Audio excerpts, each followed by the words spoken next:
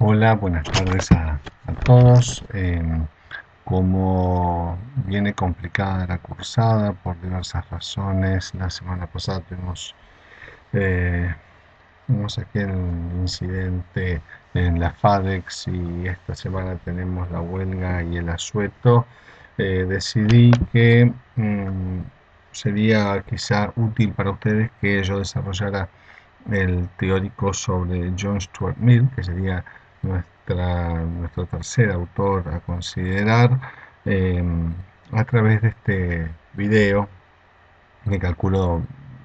tendrá la duración de 40 minutos aproximadamente,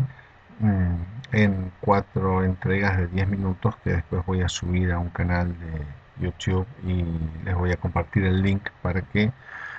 ustedes lo vean y eventualmente después, obviamente en clase, me hacen las consultas necesarias. Eh, en la bibliografía de la cátedra, el texto que vamos a trabajar es este,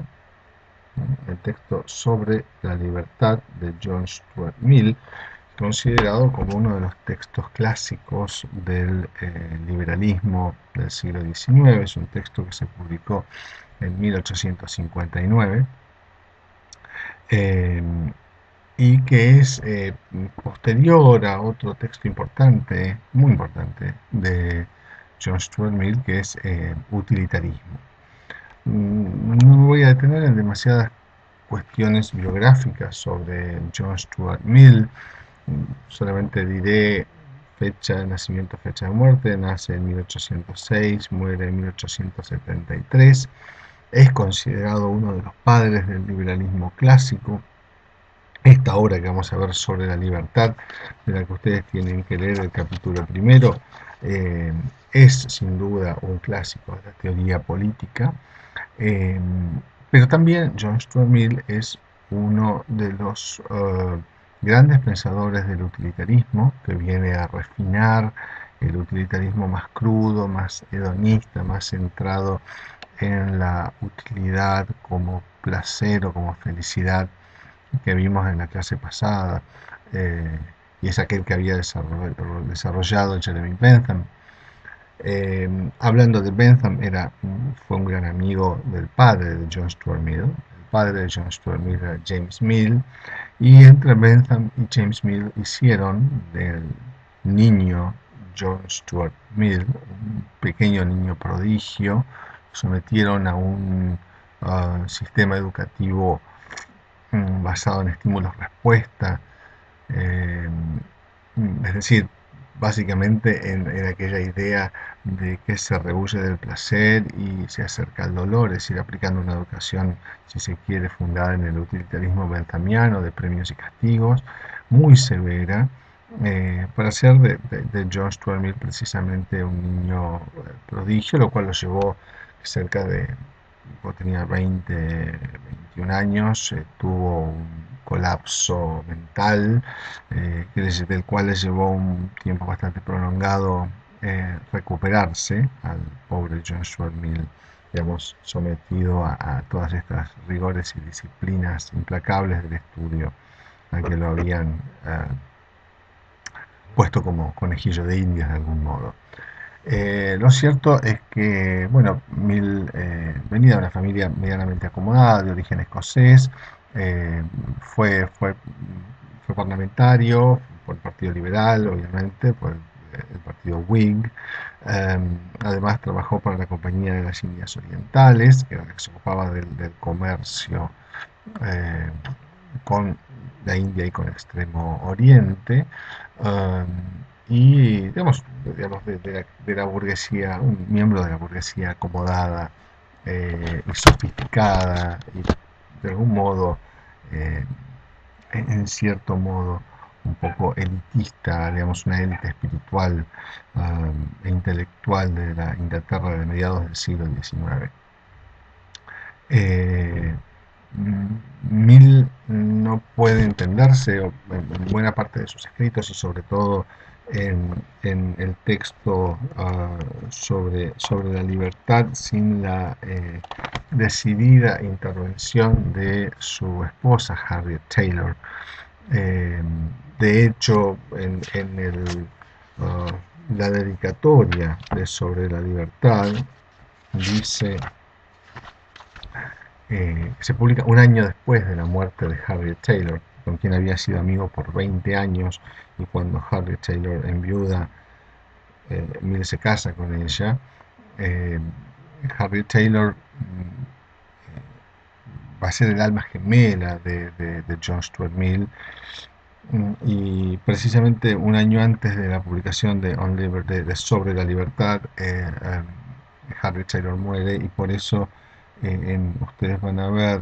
en la dedicatoria de este texto, Mill dice: a la querida y lamentada memoria de quien fue la inspiradora y en parte la autora de lo mejor que hay en mis escritos, a la amiga y esposa cuyo elevado sentido de la verdad y de la justicia fue mi más fuerte estímulo y cuya aprobación fue mi principal recompensa, dedico este volumen. Como todo lo que he escrito durante muchos años, le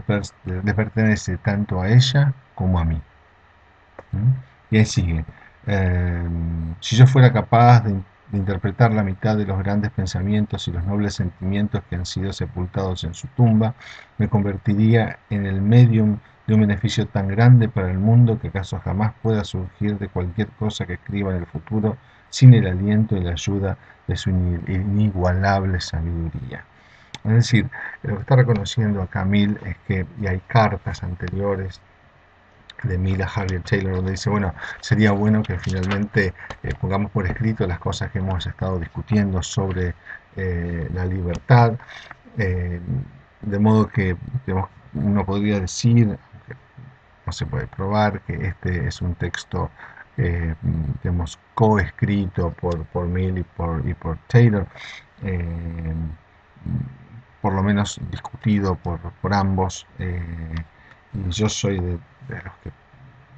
si bien creen que no hay pruebas de la coescritura, sí, yo creo que hay una coautoría intelectual en ambos casos, y Taylor fue una de las importantes feministas de su tiempo, que influyó precisamente en el texto, eh, digamos, de Mill, que escribió precisamente a propósito del sometimiento de las mujeres o la sujeción de las mujeres. Es un texto también importante dentro del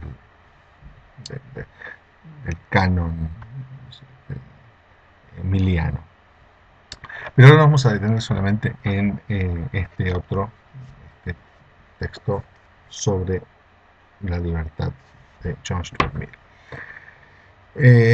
Lo primero que me interesa decir en este texto es que es muy claro cuál es el objetivo que se propone Mill, y lo dice ya en los primeros tramos, y es el poder establecer cuál es el poder legítimo que tiene un gobierno sobre el individuo en el contexto de las sociedades capitalistas ya avanzadas, que Mill está reconociendo que están viviendo el problema de cuál es la relación o cuánto puede avanzar el gobierno sobre el individuo. Entonces, una primera distinción que va a establecer Mill es qué pasa, cuál era la situación o cuál era la visión sobre el poder en el mundo antiguo y qué es lo que pasa en los tiempos modernos. Esto es algo que está de lo que son muy conscientes los burgueses del siglo XIX. Esto es la distinción entre las libertades de los antiguos y las libertades de los modernos. Ellos empiezan a ver que su propio tiempo es distinto y que la concepción de libertad que tienen ellos en los tiempos modernos, es decir, en el siglo XIX, es distinta de la que tenían los antiguos. Por lo tanto, como primera cuestión, Mill va a establecer esta diferencia entre la libertad de los antiguos y la libertad de los modernos, que es precisamente uno de los títulos que lleva un famoso ensayo de Benjamin Constant, un pensador francés. Bien, dicho esto, voy a hacer la primera pausa porque vamos a llegar a los 10 minutos del video y no sé si puedo seguir más de 10 minutos.